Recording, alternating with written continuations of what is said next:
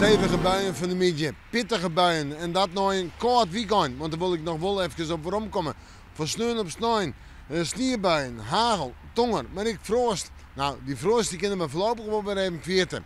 Joen en vannacht eerst nog een aantal pittige buien, maar kon ze op Wienstitten en tonger.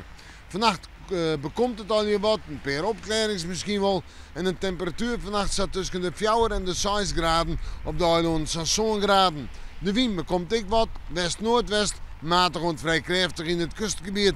En dan, morgen wel een dag met bewolking, maar ik wil toch wel eens even wat zinnen.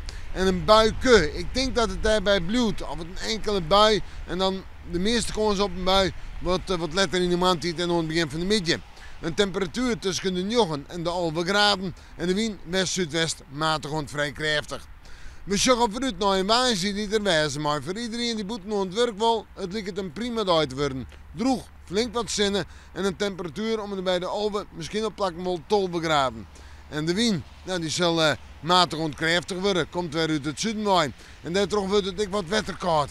Zoeken we dan naar de tonsje en de vreed, ja, tonsje alweer een bui of een buiken, maar vreed wordt het echt buiig, maar in de joentijd in de nacht roeg waren misschien wat storm. En de temperaturen op vreed zijn 9 graden. We moeten morgen maar weer even in het waarschuwen.